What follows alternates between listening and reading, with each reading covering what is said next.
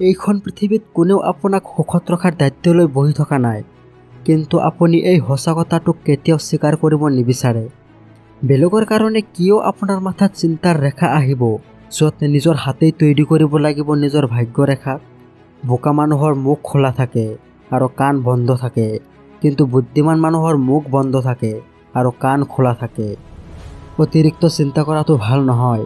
সকলো বস্তু আপোনাৰ ইচ্ছামতে হ'ব সেইটো গুৰুত্বপূৰ্ণ নহয়। টাইম সকলো সময়তে একে নাথাকে। আপোনাৰ অবিহনে গোটেই জীৱনত আপোনাৰ লগত কোনেও নাথাকে, কিন্তু মানুহে এই সঁচা কথাটোক কেতিয়াও স্বীকাৰ নকৰে আৰু সেইবাবে জীৱনত কেতিয়াও সুখত থাকিবও নোৱাৰে। সময়ে মানুহক সকলো বস্তু সঠিক সময় অহাৰ পিছতেই দি দিয়ে, কিন্তু মানুহে না নিজকে সময় দিয়ে না সময়ক সময় দিয়ে। সময় কাৰোবাক ঠিক সিমানখিনিয়ে দিয়ক যিমানখিনি দিয়াৰ প্ৰয়োজন, নহ'লে না আপোনাৰ কোনো সন্মান থাকিব না আপুনি দিয়া সময়ৰ কোনো মূল্য থাকিব। যিজনে কান্দে তেওঁক কন্দোৱা, যিজনে ভয় পায় তেওঁক ভয় দেখুওৱা, এইটো হ'ল পৃথিৱীৰ নিয়ম। সেয়া আপুনি না কেতিয়াও কান্দিব না কেতিয়াও ভয় পাব, তেনেহ'লে আপুনি জীৱনত এদিন জয়ী হ'ব পাৰিব।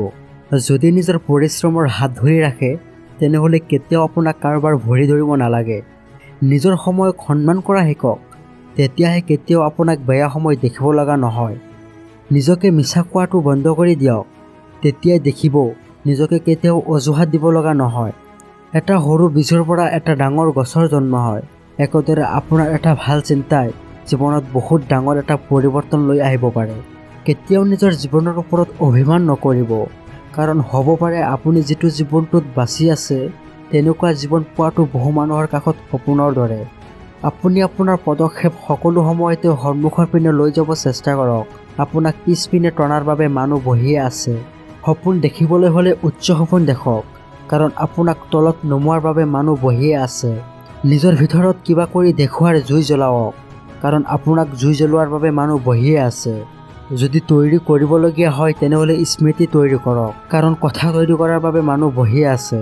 ভাল যদি পাব লগাই হয় তেনেহ'লে নিজকেই পাওক, কাৰণ শত্ৰুতা কৰাৰ বাবে মানুহ বহিয়ে আছে।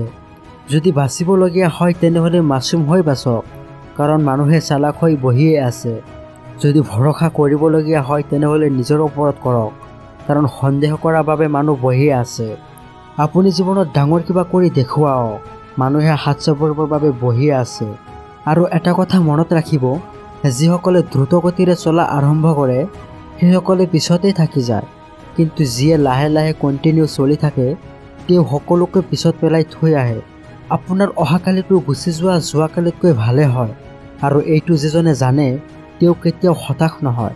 মানুহে ভাবে যে এটা মানুহে জীৱনত যিমানখিনি অৰ্জন কৰে সেইটো তেওঁৰ পৰিশ্ৰম, পঢ়া শুনা অথবা অভিজ্ঞতাৰ কাৰণেই হয়, কিন্তু সঁচাটো হ'ল এইটো যে এটা মানুহে তেওঁৰ জীৱনত যিমানখিনি অৰ্জন কৰে সেইটোৰ পিছে তেওঁৰ অসফলতাৰ কাৰণ থাকে, আৰু ইয়াৰ কাৰণ হ'ল অসফলতাসমূহে এটা মানুহক সকলোতকৈ ডাঙৰ শিক্ষা দিয়ে। সেয়ে কোনোবা এজনে সুন্দৰ কথা এটা কৈ থৈ গৈছে, না ভাল পোৱাৰ কাৰণে না বন্ধুসকলৰ কাৰণে। এই সময় ৰখি নাথাকে কাৰোবাৰ বাবে। সময়ৰ সৈতে আগবাঢ়ি গৈ থাকক, এইটো হ'ল সকলোতকৈ ভাল উপায় এটা মানুহৰ বাবে।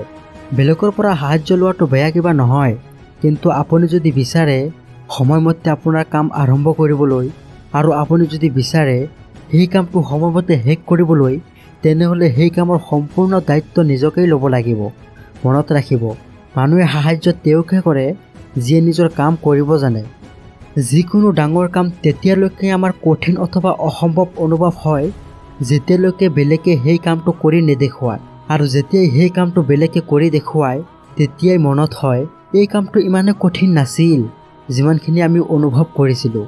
এই কামটো ময়ো কৰিব পাৰিলোহেঁতেন।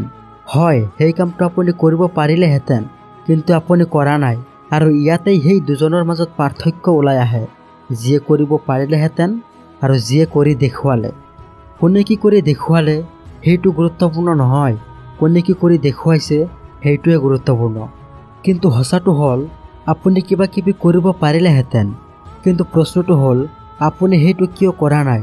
তাত কি আছিল যি আপোনাক বাধা দি ৰাখিছিল? আৰু এইটোৰ উত্তৰ হ'ল আপোনাৰ চিন্তাই আপোনাক বাধা দি ৰাখিছিল। আপুনি কৰিব পাৰিলেহেঁতেন, কিন্তু আপুনি সেইটো কৰা নাই। সেইবাবে কোৱা হয় মানুহে সেই সকলো বস্তু কৰিব পাৰে যিসকলে তেওঁ চিন্তা কৰিব পাৰে। আপুনিও সেই সকলো কৰিব পাৰে যিসকল মানুহে কৰিব নোৱাৰে। কিন্তু পাৰ্থক্যটো কেৱল ইমানখিনি যে আপুনি সেইটো নকৰে, কাৰণ আপুনি এই সকলো বস্তুৰ মাজত গুৰুত্ব বুজিব নোৱাৰে যে কোনটো আপোনাৰ বাবে কিমানখিনি গুৰুত্বপূৰ্ণ। আপোনাৰ কাষত সকলো বস্তুৰ গুৰুত্ব সমানে অনুভৱ হয়। আপোনাৰ কাষত কিতাপ এখন পঢ়াত যিমানখিনি গুৰুত্বপূৰ্ণ অনুভৱ হয়, সিমানখিনিয়ে আপোনাৰ মোবাইল চলোৱাটো গুৰুত্বপূৰ্ণ অনুভৱ হয়। যেতিয়ালৈকে আপুনি এই সকলো বস্তুৰ পাৰ্থক্য বুজিব নোৱাৰিব, তেতিয়ালৈকে আপোনাৰ মাজত এই সকলো বস্তু কৰাৰ ক্ষমতা থাকিব, কিন্তু আপুনি একো কৰিব নোৱাৰে। ইয়াৰ বাবে আপোনাক পাৰ্থক্য কৰাটো শিকিব লাগিব। তেতিয়া আপুনি নিজৰ জীৱনত পাৰ্থক্য লৈ আহিব পাৰিব। আৰু ইয়াৰ বাবে আপোনাক নিজৰ ওপৰত ভৰসা কৰাটো শিকিব লাগিব। আজিৰ দিনত প্ৰতিটো মানুহে ইমানখিনি বুদ্ধিমান হৈ গৈছে যে তেওঁ সকলো বস্তু জানে আৰু তেওঁৰ সকলো ভাল বেয়া ধৰিব পাৰে, কিন্তু তাৰ পিছতো বহু মানুহে সঠিক কাম কৰিব নোৱাৰে, কাৰণ তেওঁলোকৰ কাষত মটিভেশ্যন নাথাকে। সেয়ে আপুনি দৈনন্দিন 2টা বা 3টাকৈ মটিভেশ্যনেল ভিডিঅ' চায়ে থাকিব। আৰু অৱশেষত এইটোৱে কওঁ যে আপোনাৰ জীৱনত সৰু সৰু টাস্ক তৈৰি কৰক, এটা টাইম লিমিট ছেট কৰক আৰু সেই সৰু সৰু টাস্ক এচিভ কৰি নিজকে উইনাৰ তৈৰি কৰক।